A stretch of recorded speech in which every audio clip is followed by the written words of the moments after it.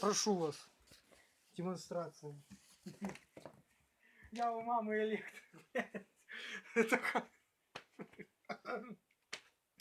Значит, подключили мы холодильник. Оп. Оп.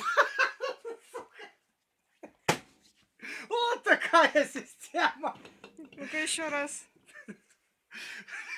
Свет холодильники сделать надо было. Опа.